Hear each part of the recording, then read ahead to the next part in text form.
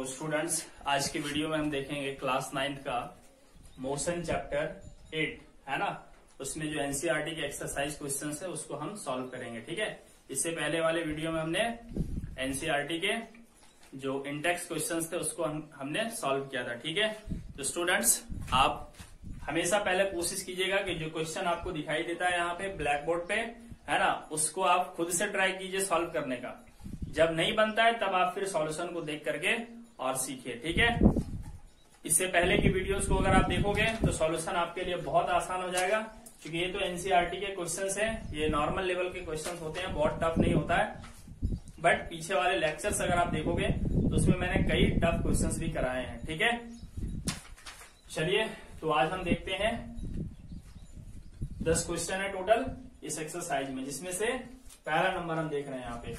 तो फर्स्ट में है an athlete completes 1 round of a circular track of diameter 200 metre in 40 seconds.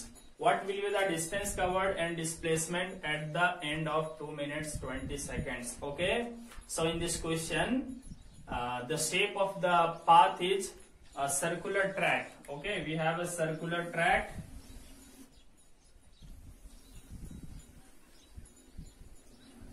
Suppose this is a circular track and its radius is given 200 meter.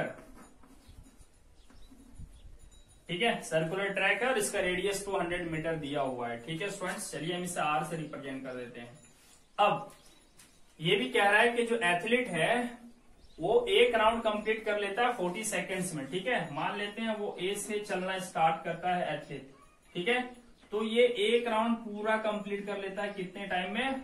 40 second में, यानी 40 second में वो वापस ए पे चला आता है।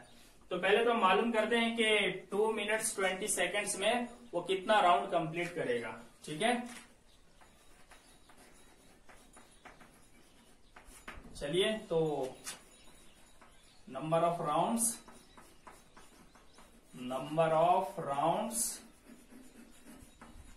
Completed in 2 minutes 20 seconds। ठीक है, तो जो टोटल टाइम है 2 मिनट 20 सेकेंड को आप पहले सेकंड में बदलिए, तो 2 minute means 120 seconds plus 20 that is 140 seconds divided by time taken in 1 round. एक राउंड पूरा करने में कितना टाइम लगता है उससे अगर हम डिवाइड कर दें तो हमें नंबर ऑफ राउंड्स पता चल जाएगा। ठीक है, 4 सेकेंड, सेकेंड से सेकेंड कट जाएगा, 0 से 0 कट जाएगा। 3.5 राउंड ये कंप्लीट करेगा। 3.5 राउंड कंप्लीट करेगा, इसका मतलब ये है कि वो 3 चक्कर पूरा लगाएगा। ठीक है, और आधा चक्कर लगाएगा। कहने का मतलब है फाइनली वो यहां आकर के रुक जाएगा। ठीक है, इस जगह पे वो फाइनली रुक जाएगा।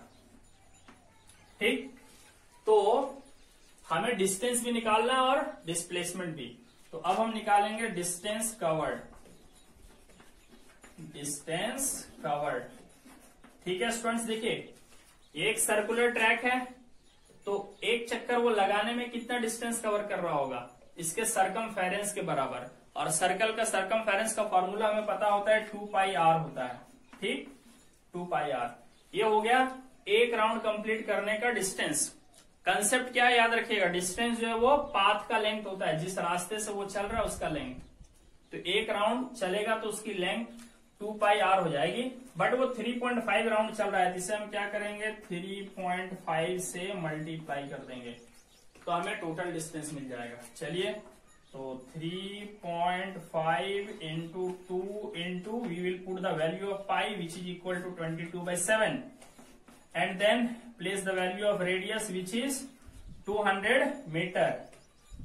Definitely this is divisible by 2 and 2 will cancel out this 2.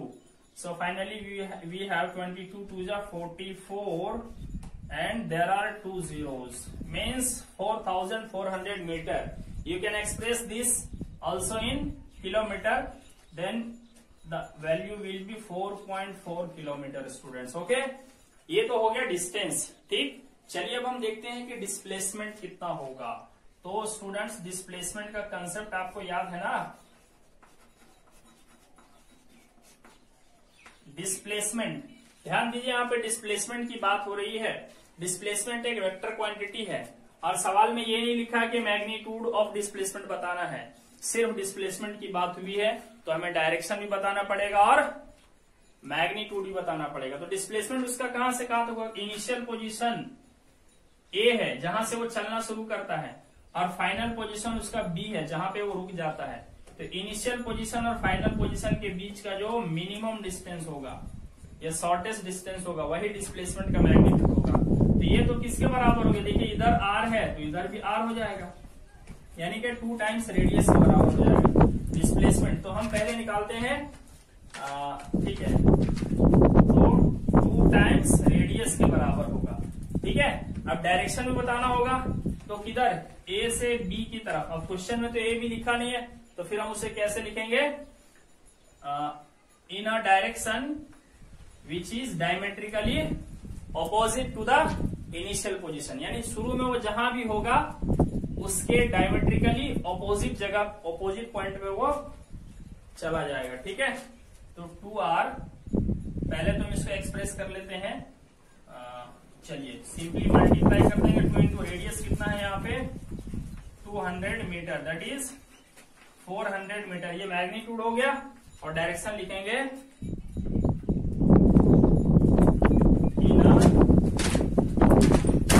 Direction opposite to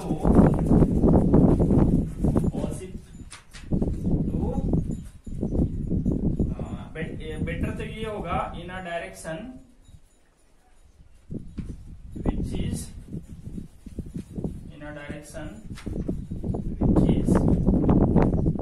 diametrically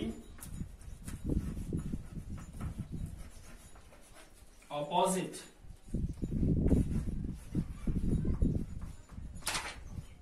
to the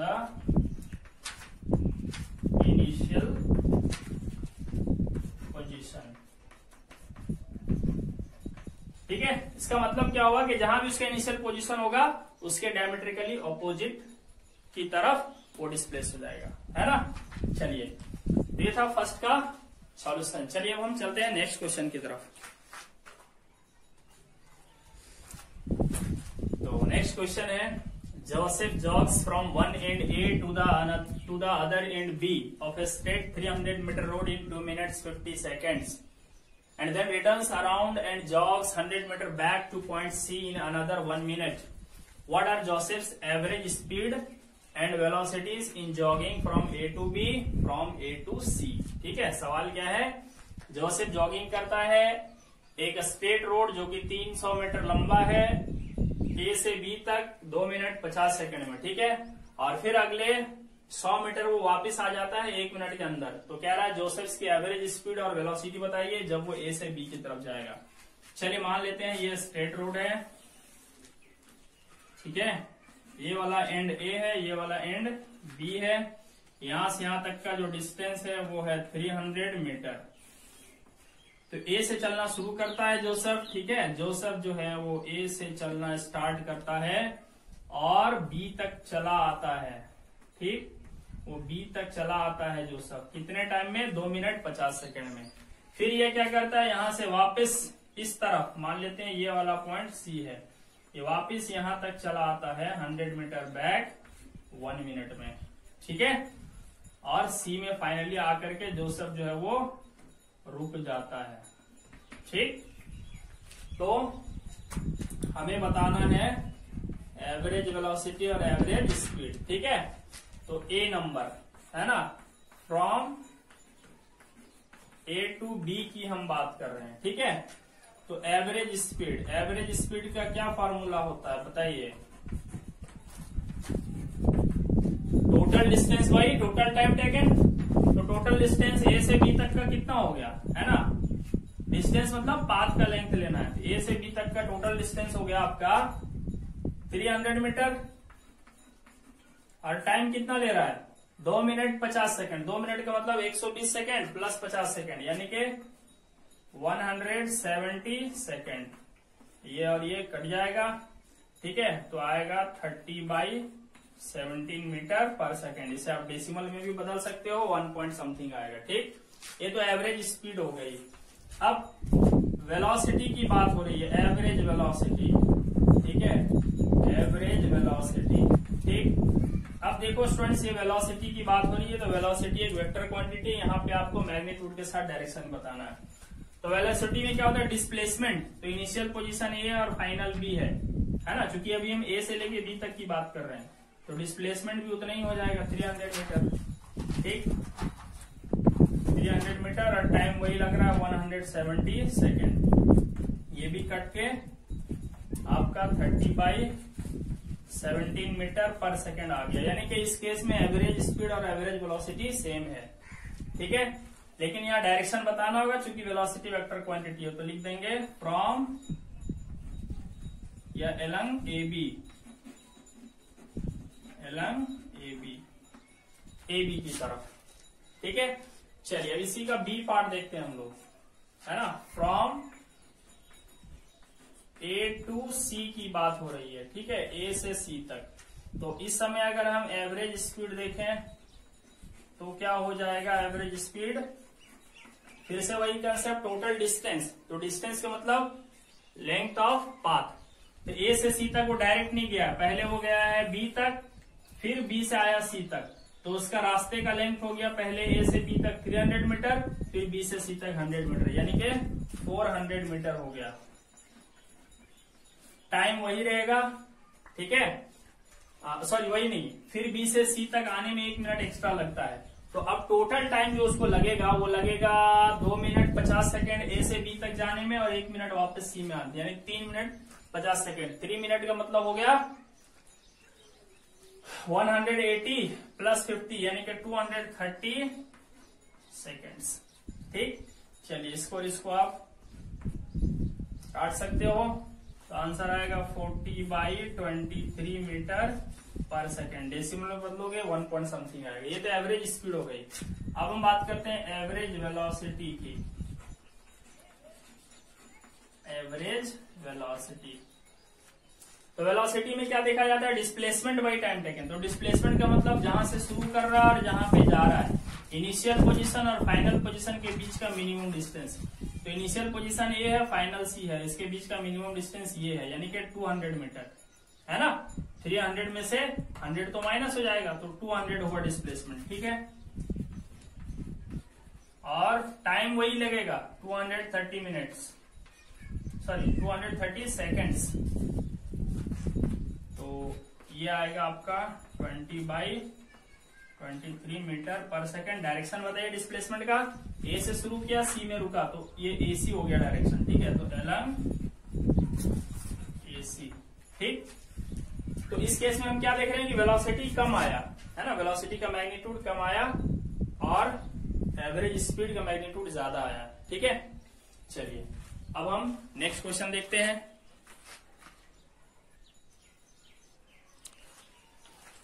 तो क्वेश्चन है students, Abdul while driving to school, है ना, अब्दुल जब स्कूल के लिए जा रहा था, computes the average speed for his trip to be 20 kilometre per hour. उसने अपनी एवरेज स्पीड कंप्यूट की, तो उसे मिला 20 किलोमीटर पर आवर, ठीक।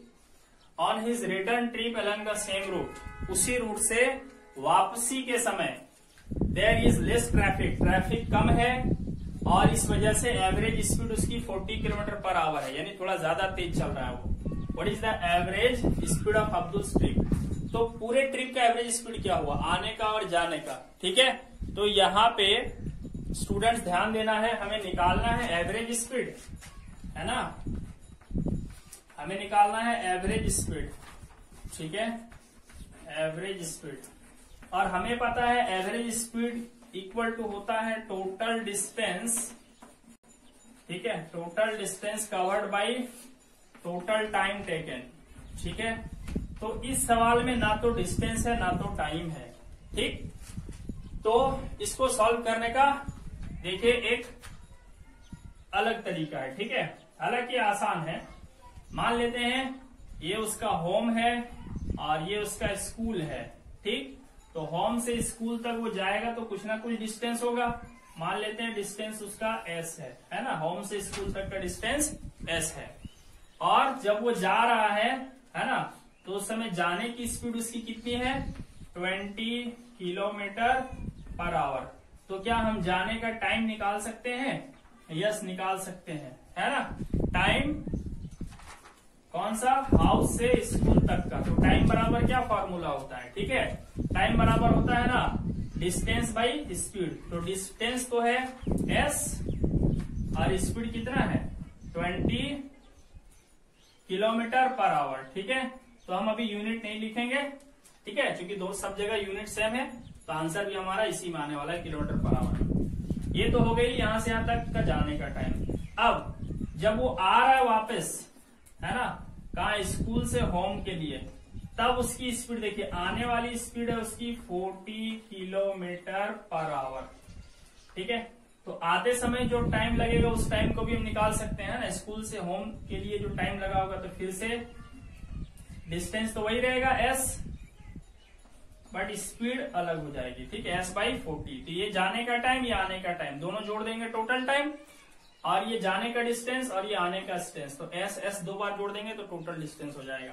ठीक, तो टोटल डिस्टेंस देखिए यहाँ पे क्या हो जाएगा, s डिस्टेंस जाने का और s आने का, तो क्या हो गया यहाँ पे 2s।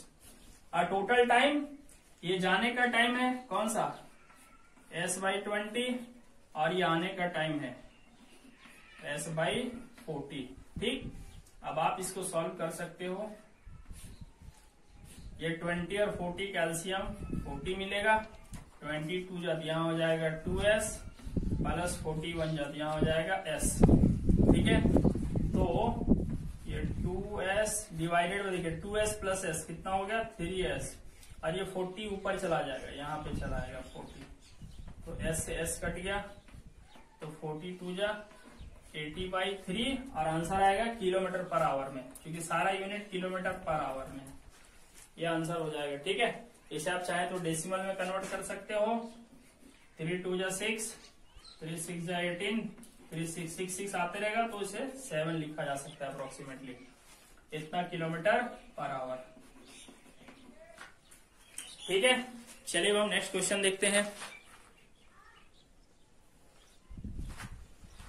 तो क्वेश्चन नंबर 4 है यहाँ पे, a motor boat starting from rest on a lake accelerates in a straight line at a constant rate of 3 meter per second square for 8 seconds. How far does the boat travel during this time? देखो क्या कह रहा है, एक motor boat rest से शुरू हो रहा है, यानी कि इसका जो इनिशियल वेलोसिटी होगा वो कितना होगा, या इनिशियल स्पीड जो होगा वो कितना होगा, वो हो जाएगा 0 मीटर पर सेकेंड। ठीक है, और स्ट्रेट लाइन में बिल्कुल चलता है, और कांस्टेंट रेट से एक्सेलरेट होता है, मतलब एक्सेलरेशन कांस्टेंट है, यहाँ पे इक्वेशन ऑफ मोशन हम यूज कर सकते हैं। ठीक है, तो एक्सेलरेशन का वैल्यू यहाँ पे दिया हुआ है 3.0 मीटर पर सेकेंड स्क्वायर। ठीक है, ये 3.0 है, 30 नहीं है। ठीक, टाइम कितना है 8 सेकेंड्स।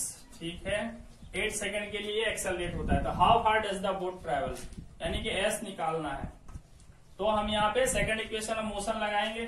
s इक्वल टू क्या होता है ut प्लस हाफ 80 स्क्वायर। तो इनिशियल 0 है, टाइम जो है वो दिया हुआ है 8 second, plus half into acceleration दिया हुआ है 3 इंटू टाइम फिर है 8 उसका स्क्वायर, 0 इंटू 8, ये टर्म 0 हो जाएगा, 8 8 जा 64, 64 को 2 से डिवाइड करेंगे तो आएगा 32, 32 3 जा 3 2 जा 6, 3 3 जा 9। तो डिस्प्लेसमेंट यहाँ पे हमें मिलता है कैलकुलेशन के बाद 96 मीटर। ठीक है, चलिए, यानी कि बोट जो है वो इस गिवन टाइम में 96 मीटर डिस्टेंस कवर करेगा। चलिए नेक्स्ट क्वेश्चन नंबर 5 है यहाँ पे, A driver of a car traveling at 52 km per hour applies the brakes and accelerates uniformly. ठीक है, एक ड्राइवर जो है 52 किलोमीटर पर आवर से चल रहा है, ब्रेक अप्लाई करता है और यूनिफॉर्मली एक्सेलरेट हो जाता है। ठीक है, ऑपोजिट डायरेक्शन में, यहाँ पे थोड़ा सा लिखना बाकी रह गया है, ऑपोजिट डायरेक्शन बुक में दिया हुआ है। ठीक है, आप लिख लोगे। The car stops in 5 seconds, और कार 5 सेकंड में रुक जाता है।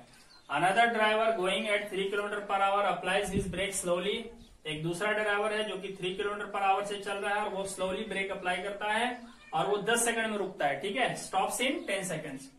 On the same graph paper plot the speed versus time graph for the 2 cars. दोनों कार के लिए क्या करना है, स्पीड वर्सेस टाइम ग्राफ खींचना है, ठीक, एक ही पेपर में। तो चलिए एक ही में खींच के हम लोग देखते हैं।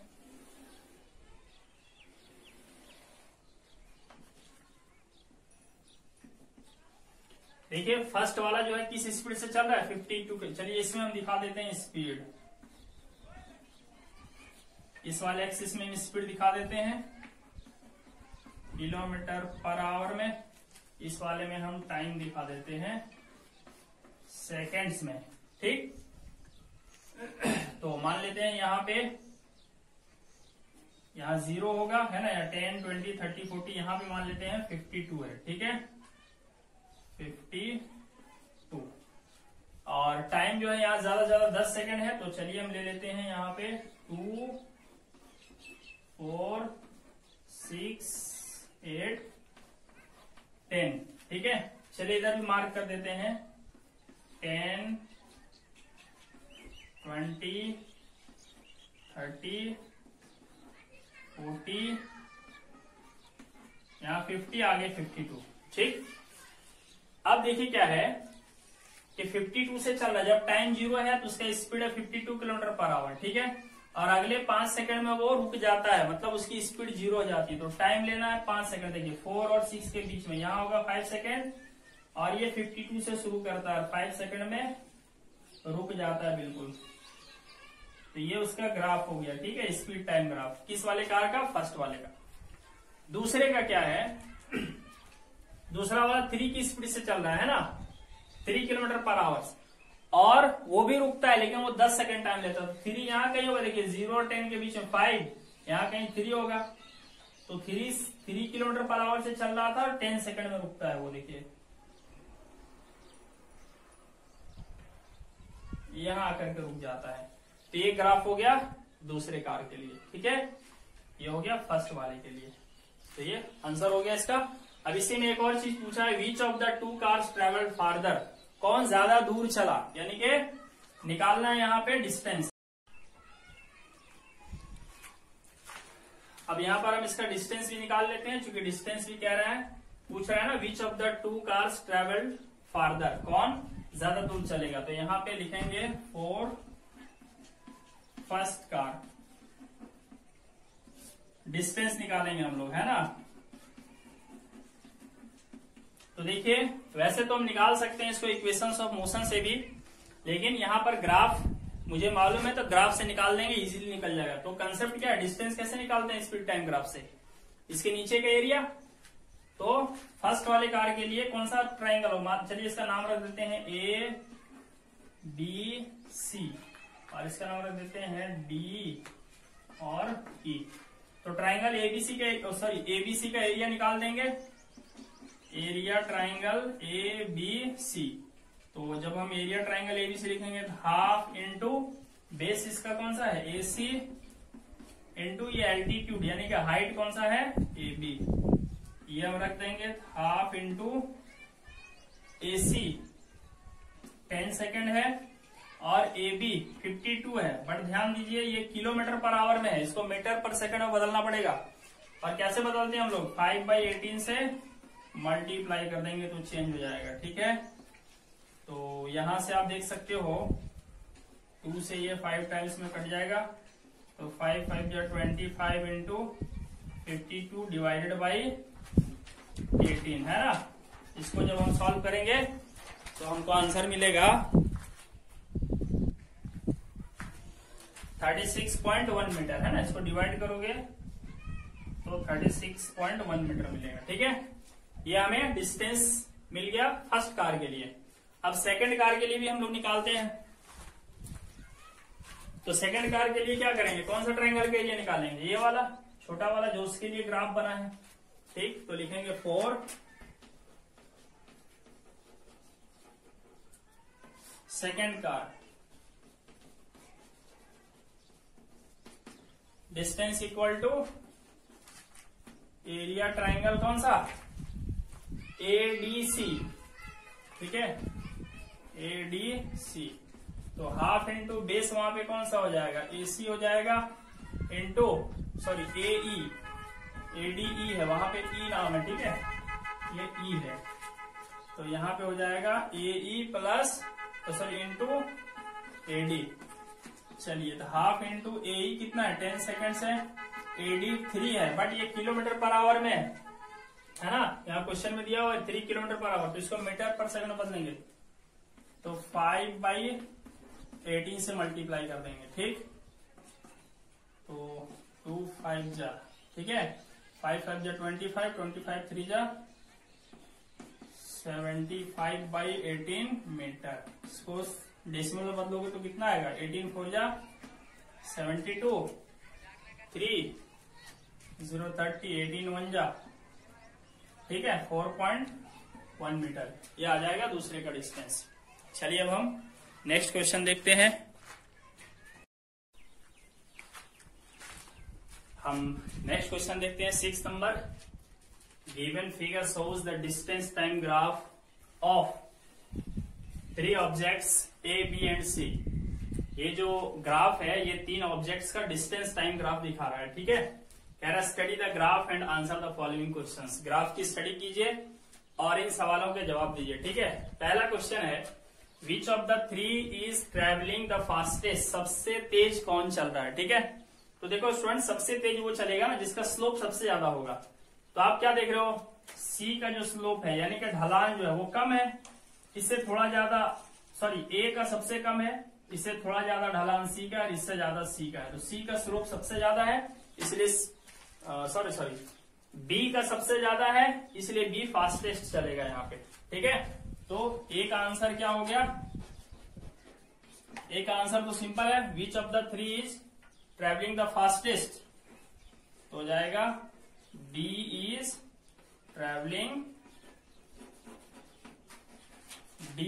ट्रेवलिंग द फास्टेस्ट, ठीक है।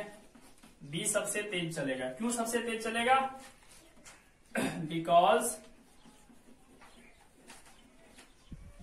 its slope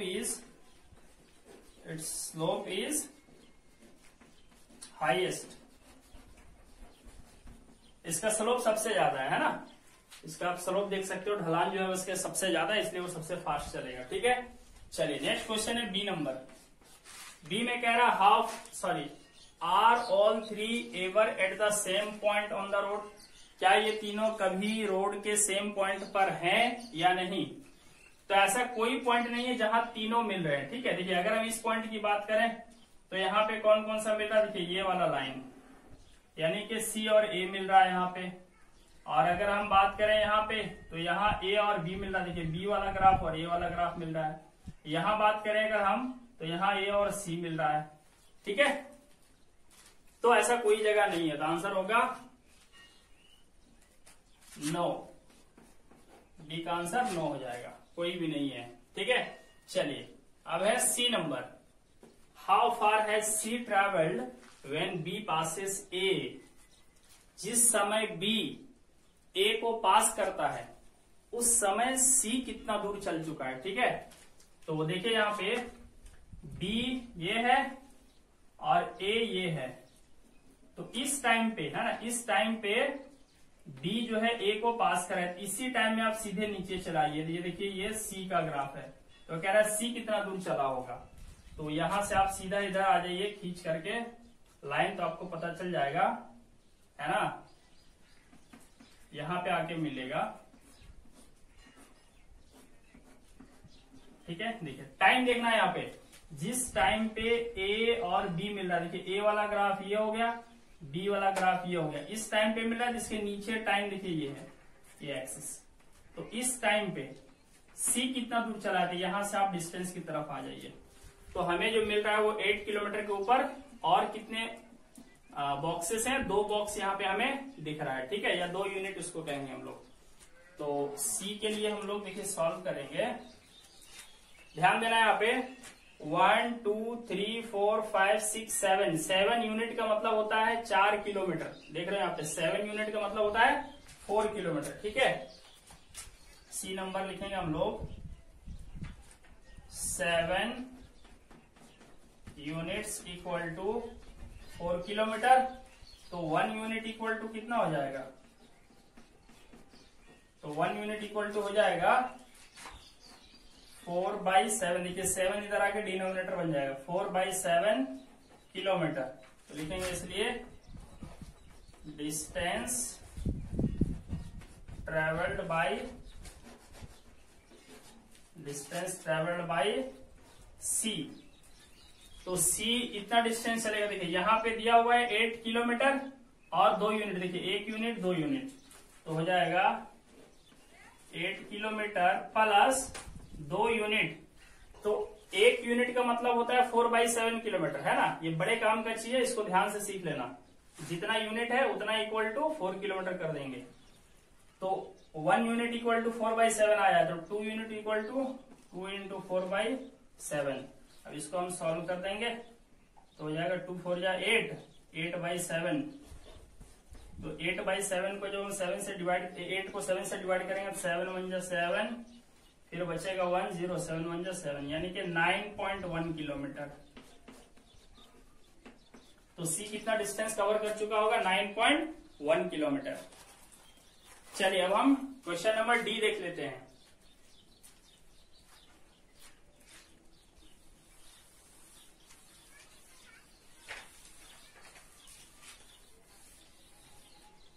डी में क्या कह रहा है? डी का answer, how far has B travelled by the time it passes C. जब सी बी को पास करता है ना। सवाल है how far has B travelled, B कितना दूर चल चुका होगा जब सी इसे पास करता है। तो सी देखते हैं बी को कहां पास कर रहा है। देखिए ये सी है और ये बी है, तो ये यहां पे देखिए इस जगह पे सी जो है वो बी को पास कर रहा है। इसमें बी कितना चल चुका होगा, तो देखिए यहां पे आना पड़ेगा हमको, ठीक है ये। तो अब यहाँ पे कितना हो जाएगा? देखिए यहां से यहां तक 4 किलोमीटर और कितनी यूनिट है? 1 2 3 4 यूनिट, यानी कि 4 किलोमीटर प्लस 4 यूनिट। तो लिखेंगे डिस्टेंस ट्रेवल्ड बाय बी, तो हो जाएगा 4 किलोमीटर प्लस 4 यूनिट, ठीक। तो 4 किलोमीटर प्लस 4 यूनिट, 1 यूनिट बराबर कितना आया है? 4/7 किलोमीटर। तो 4/7 किलोमीटर। तो देखिए यहाँ पे हो गया 4 प्लस 4 4 जा 16, 16 को 7 से डिवाइड करो तो हो जाएगा 7 2 जा 14, 2 फिर 0, फिर 7 2 जा 14, फिर 6 8 जा, यानी कि 6.28 किलोमीटर, ठीक है। इतना डिस्टेंस बी चल चुका होगा, ठीक है स्टूडेंट्स। चलिए अब हम नेक्स्ट क्वेश्चन देखते हैं।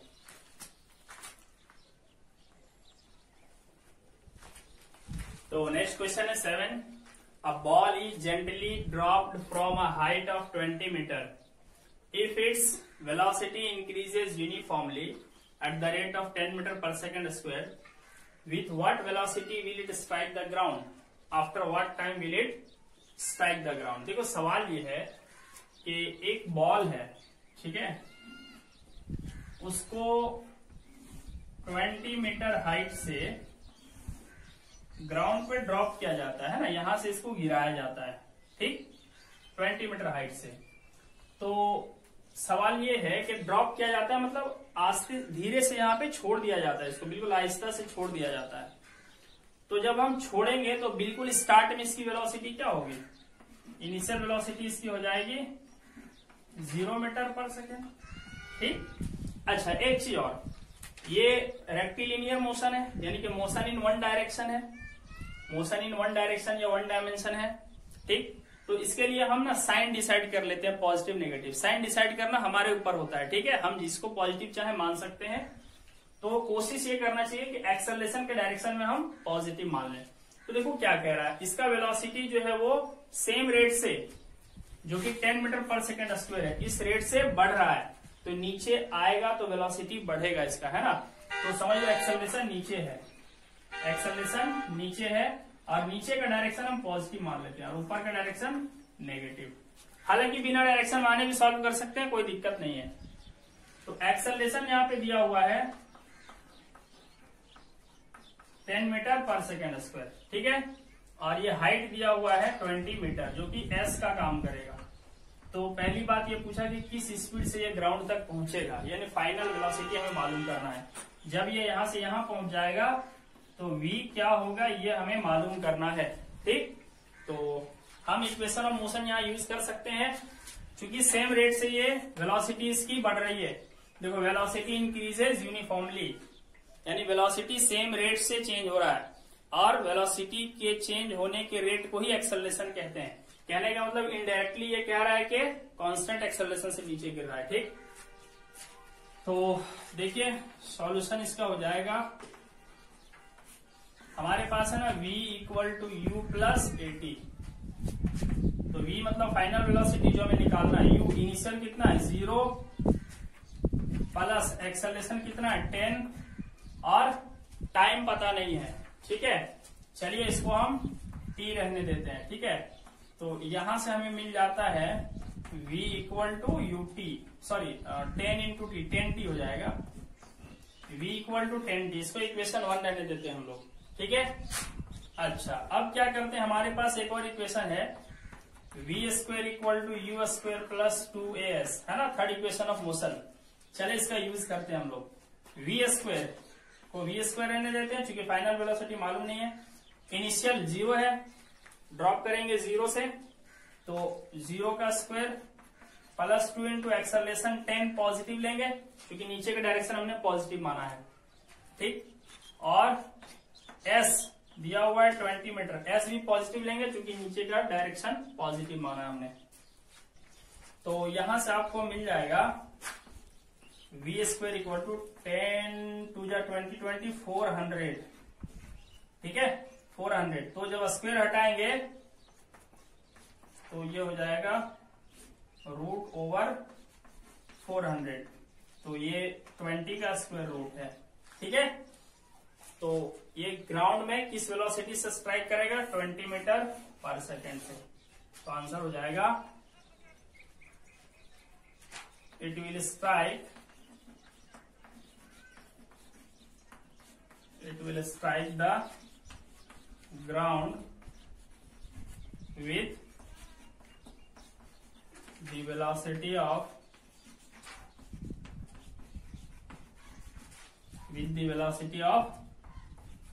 20 मीटर पर सेकेंड।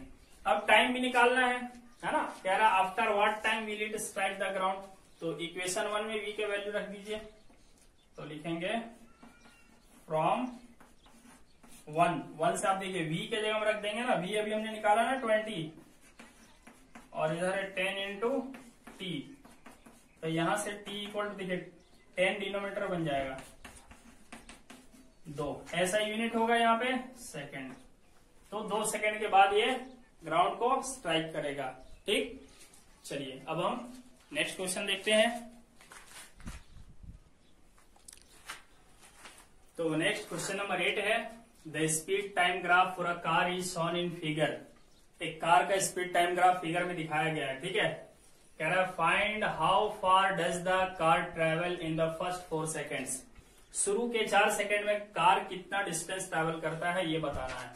फिर कह रहा है set the area of the graph that represents the distance travelled by the car during this period.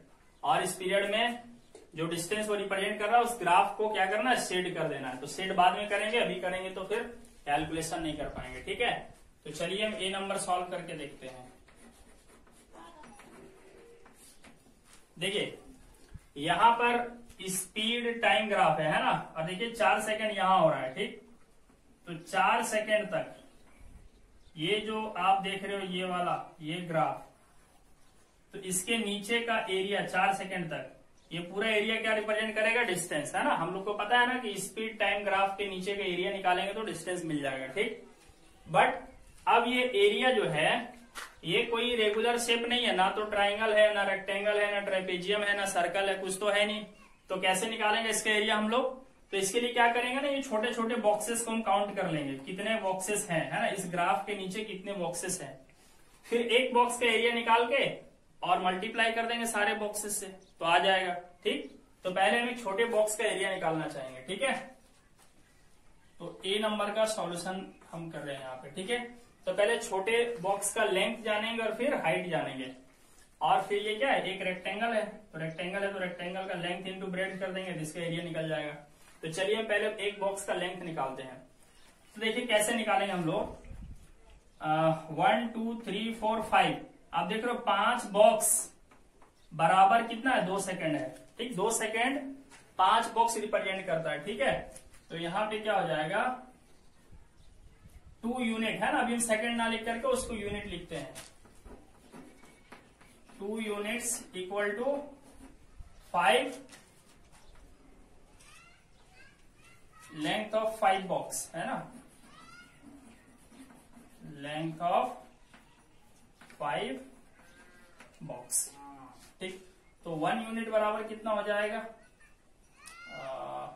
हमें तो लेंथ निकालना है ना एक बॉक्स का, तो इसको इधर ले आना होगा, ठीक है। जब हम 5 को इधर ले आएंगे तो 2/5 यूनिट इक्वल टू इधर बचेगा लेंथ ऑफ, देखिए 5 इधर चला है, इधर 1 बॉक्स बचा, तो 1 बॉक्स का लेंथ मिल गया 2/5 यूनिट। इसी तरह अब हम क्या करेंगे, इसका विड्थ मालूम कर लेंगे। तो देखिए यहाँ पे 1 2 3 unit 3 box, sorry 2 unit, 1 2 3 box 3 है, और ये रिप्रेजेंट कर रहा है 2 यूनिट, तो 2 यूनिट बराबर 3 बॉक्स हो जाएगा। नाउ 2 यूनिट बराबर ब्रेड्थ भी बोल सकते हैं उसको हम लोग, ब्रेड्थ ऑफ 3 बॉक्सेस। 3 बॉक्स की चौड़ाई 2 यूनिट के बराबर है, तो एक बॉक्स की है ना, ब्रेड्थ ऑफ 1 बॉक्स, ये 3 तरह के डिनोमिनेटर हो जाएगा 2/3 यूनिट। तो हमें एक बॉक्स का लेंथ भी पता चल गया और एक बॉक्स का ब्रेड्थ भी पता चल गया, तो एरिया ऑफ 1 बॉक्स निकाल लेंगे हम लोग। एरिया ऑफ 1 बॉक्स, तो एरिया बराबर क्या होता है, लेंथ इंटू ब्रेड। तो लेंथ देखिए हमने निकाला है 2/5 यूनिट, और ब्रेड्थ हमने निकाला है बॉक्स का ब्रेड्थ 2/3, तो हो गया 4/15, है ना, स्क्वायर यूनिट। एरिया निकालेंगे तो स्क्वायर में आएगा। चलिए, तो ये एक बॉक्स का एरिया हो गया, ठीक है। अब हम क्या करेंगे यहाँ पे, अब देख लेंगे कि इस ग्राफ के नीचे कितना बॉक्सेस है ना, काउंट करके। तो आप गिनना बढ़िया से, किताब में छपा होगा साफ साफ फिगर, है ना। काउंट करेंगे 1 2 3 4 5 6 7 8 9, 9 2 18, 9 3 27, इस तरह से पूरा काउंट करके देख लेना जितना भी आएगा, ठीक है। अप्रोक्सीमेटली चलिए हम मान लेते हैं यहाँ पे 60 आता है, ठीक है। मैं एक रफली मान लेता हूँ 60 आता है, आप गिन लोगे कितना आएगा। तो लिखेंगे area under distance time graph equal to, चलिए 60 बॉक्स में मान लेता हूं, तो 60 बॉक्स और एक बॉक्स का एरिया ये आया है, तो इससे मल्टीप्लाई कर देंगे हम लोग 4/15 से, तो 15 4 जा, तो 4 4 जा 16। अब क्या ये ऐसा यूनिट में है, यस, और ये भी ऐसा यूनिट में है, तो ये मीटर में आ जाएगा, ठीक है। तो एरिया अंडर डीटी ग्राफ बराबर क्या होता है, यही तो होता है डिस्टेंस। डिस्टेंस 16 मीटर आया। एक चीज ध्यान देना यहाँ पे, ये 16 हो भी सकता है, नहीं भी हो सकता है, ये डिपेंड करता है कि इसके नीचे कितना बॉक्स है, 4 सेकंड से पहले कितना बॉक्स है, ये गिन लेना है आपको। बॉक्स अगर बढ़ेगा तो ये डिस्टेंस भी बढ़ जाएगा, 60 के बजाय मान लो 70 आ गया तो और बढ़ जाएगा, ठीक। ये कम आया तो घट जाएगा, ठीक है। ये आपको बढ़िया से गिन के खुद से कर लेना है। चलिए अब हम इसी का सेकंड पार्ट देखते हैं, बी। कह रहा है which part of the graph represents uniform motion, graph का कौन सा पार्ट यूनिफॉर्म मोशन रिप्रेजेंट करता है। तो देखिए यहाँ पे ये वाला पार्ट, देखिए ये स्ट्रेट लाइन जा रहा है टाइम एक्सिस के पैरेलल, तो टाइम एक्सिस के पैरेलल ये पार्ट है, तो ये यूनिफॉर्म मोशन रिप्रेजेंट करेगा। तो लिखेंगे the graph after 4 second, after 4 seconds represents uniform motion,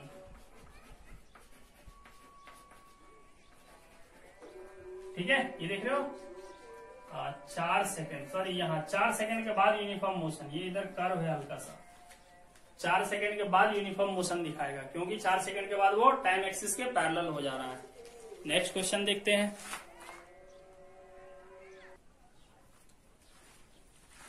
question number 9 है state which of the following situations are possible and give an example each of these. कह रहा है कौन सा सिचुएशन पॉसिबल है और सबका एक एक एग्जांपल बताना आपको। ठीक, तो यहाँ पे 2 सिचुएशन है। पहला सिचुएशन है an object with a constant acceleration but with 0 velocity. कोई ऐसा ऑब्जेक्ट हो सकता है जिसका वेलोसिटी 0 हो लेकिन एक्सेलरेशन कांस्टेंट हो? तो आंसर है यस, ऐसा हो सकता है। ठीक है, ऐसा हो सकता है। ठीक है, कब हो सकता है ये देख लेते हैं। देखिए क्या होता है, जब हम ग्राउंड पर से ना एक स्टोन को ऊपर थ्रो करते हैं, ठीक है, जब ऊपर थ्रो करते हैं तो क्या होता है ना कि नीचे की तरफ एक एक्सेलरेशन काम करता है। ठीक है, नीचे की तरफ एक एक्सेलरेशन काम करता है जिसको हम अगला चैप्टर में पढ़ेंगे, कहते हैं एक्सेलरेशन ड्यू टू ग्रेविटी।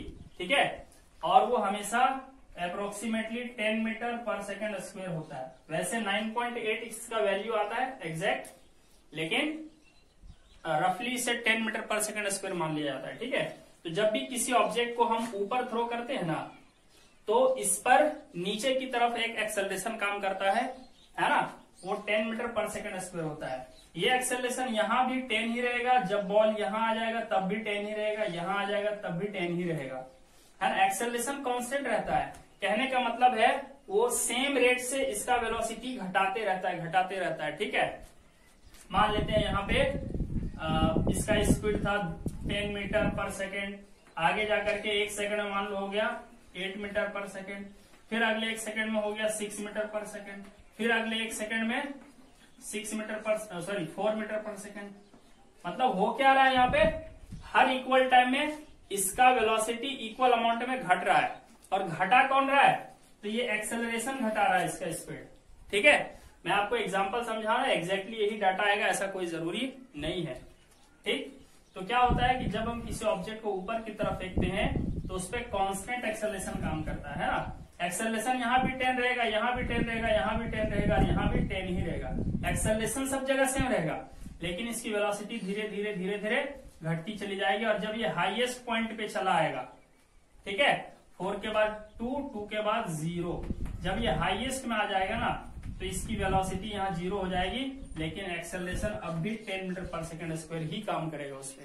ठीक, तो एग्जाम्पल भी हमें लिखना है, तो लिख देंगे yes, when we throw an object in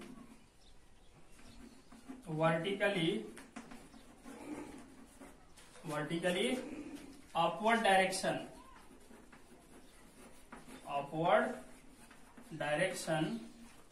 from the ground, then at the highest point,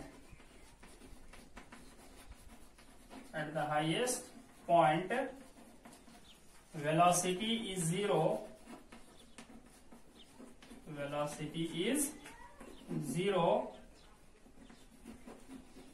but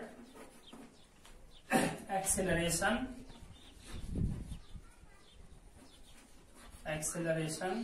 है ना, अगला चैप्टर में पढ़ेंगे हम लोग, उसको बोलते हैं एक्सेलरेशन ड्यू टू ग्रेविटी। यहाँ थोड़ा सा लिख देता हूं, है ना, एक्सेलरेशन रिमेन्स कांस्टेंट। ठीक है, एक्सेलरेशन रिमेन्स कांस्टेंट। ठीक, तो ये फर्स्ट का आंसर हो गया। इसका बी पार्ट क्या कहता है, कह रहे an object moving in a direction with an acceleration in the perpendicular direction. एक ऑब्जेक्ट इस तरह से मोशन कर रहा हो कि उसका जो डायरेक्शन होगा मोशन का वो एक्सेलरेशन के परपेंडिकुलर होगा। तो ऐसा हो सकता है क्या, तो ऐसा हो सकता है। आप लोगों को पढ़ाया था मैं यूनिफॉर्म सर्कुलर मोशन, पीछे का वीडियो देख लीजिएगा, डिटेल से बताया हूं। जब कोई ऑब्जेक्ट यूनिफॉर्म सर्कुलर मोशन कर रहा होता है, ठीक है, जैसे मान लेते हैं कोई ऑब्जेक्ट है, ये इस सर्कुलर पाथ में सेम स्पीड से अगर चल रहा होता है तो उस समय उसका जो मोशन का डायरेक्शन होता है ना, वो टेंजेंट की तरफ होता है ना। मोशन का जो डायरेक्शन होता है वो टेंजेंशियल होता है, ठीक है। टेंजेंशियल मतलब टेंजेंट की तरफ, बट उसका एक्सेलरेशन जो है ना वो सेंटर की तरफ होता है, इसको हम लोग बोलते हैं रेडियल, ठीक है। तो एक्सेलरेशन रेडियल डायरेक्शन में होता है और मोशन का डायरेक्शन टेंजेंशियल होता है। तो इन दोनों के बीच में क्या है, 90 डिग्री का एंगल बनता है, मतलब एक्सेलरेशन जो है वो मोशन ऑफ डायरेक्शन के परपेंडिकुलर होता है, ठीक। तो ऐसा कब होता है, तो ये वाला सिचुएशन भी पॉसिबल है, यस। तो लिखेंगे when an object moves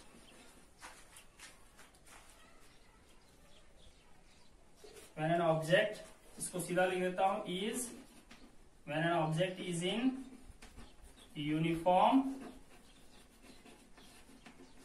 circular motion, जब एक ऑब्जेक्ट यूनिफॉर्म सर्कुलर मोशन में होता है तब, ठीक है, then the direction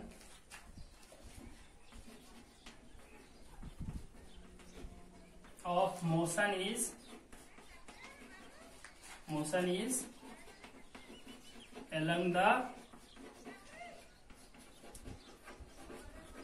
along the tangent which is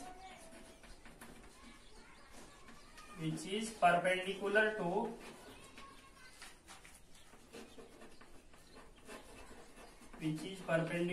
the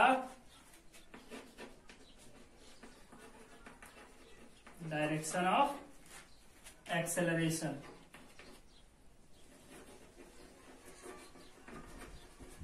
ठीक है। तो ये दो सिचुएशन है जो कि दोनों ही पॉसिबल है। आइए अब हम नेक्स्ट एंड लास्ट क्वेश्चन देखते हैं इस एक्सरसाइज का।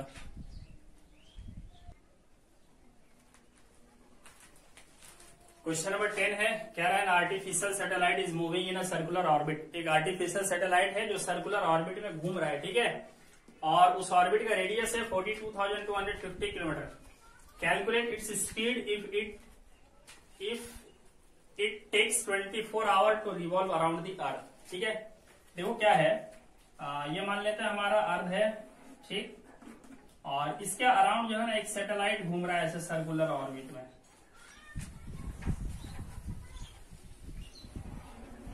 ऐसे, ठीक। सर्कुलर ऑर्बिट में क्या कर रहा है, ये सैटेलाइट ऐसे घूम रहा है इसके चारों तरफ, ठीक है। तो कह रहा है इसकी स्पीड बताओ अगर ये 24 घंटे में एक चक्कर लगा लेती है।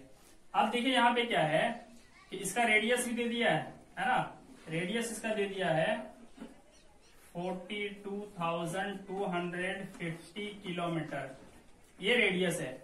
अब हमें यहाँ अर्थ का रेडियस ना तो ऐड करना है ना सब्ट्रैक्ट करना है, ठीक है, क्योंकि डायरेक्ट इसका रेडियस दे दिया है, ठीक। कभी कभी होता है क्या, अर्थ का रेडियस अलग से दे देगा और बोलेगा अर्थ से इतना किलोमीटर ऊपर ऑर्बिट है, तो उसमें ऐड करना पड़ता है। इस तरह का क्वेश्चन हम लोग कर चुके हैं पीछे, ठीक। यहाँ डायरेक्टली रेडियस दे दिया है, काम हमारा आसान हो गया, ठीक। तो अब देखो ये एक राउंड कंप्लीट करेगा तो कितना डिस्टेंस कवर करेगा, सरकमफेरेंस के बराबर, और सरकमफेरेंस का फॉर्मूला क्या होता है 2πr। तो चलिए हम देखेंगे कितना डिस्टेंस कवर करता है ये। तो लिखेंगे distance covered by satellite in 1 revolution. एक रिवॉल्यूशन में डिस्टेंस कितना कवर करता है, तो हो जाएगा 2πr, तो 2 इंटू 22/7 इंटू रेडियस कितना है 42,250 किलोमीटर, ये हो गया डिस्टेंस। अच्छा, एक राउंड पूरा करने में टाइम कितना लेता है वो भी दिया हुआ है 24 आवर्स, इसलिए अब हम निकाल लेंगे क्या स्पीड, ठीक है। तो स्पीड बराबर क्या होता है डिस्टेंस बाय टाइम टेकन।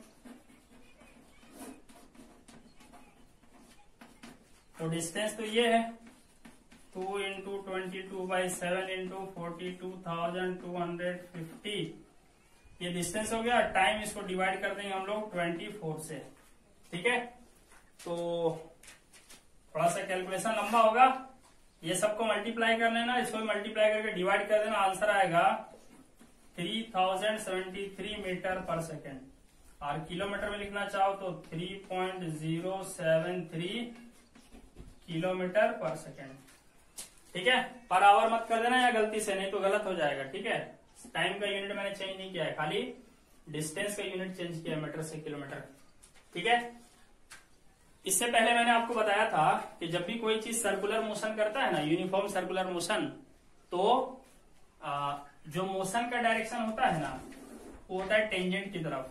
उस समय फिगर छोटा लिया था, पता नहीं समझ में आया या नहीं, यहां बता दूं तो टेंजेंट की तरफ होता है ना। ये हो गया वेलोसिटी का डायरेक्शन, है ना, इसको हम लोग बोलते हैं टेंजेंशियल डायरेक्शन, ठीक है। अगर ऐसे घूम रहा हो तो इधर होगा, और अगर ऐसे घूम रहा हो तो उधर होगा, ठीक है। इसको हम लोग बोलते हैं टेंजेंशियल। और इस लाइन का नाम है टेंजेंट, लाइन का नाम है टेंजेंट, डायरेक्शन का नाम है टेंजेंशियल, और टेंजेंशियल डायरेक्शन वेलोसिटी का होता है।